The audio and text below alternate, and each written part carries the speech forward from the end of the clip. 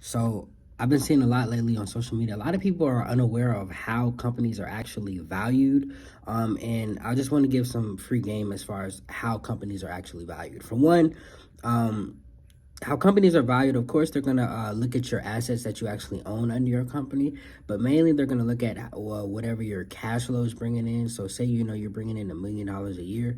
If you're bringing $1 million in a year consistently, they're going to multiply that times 10.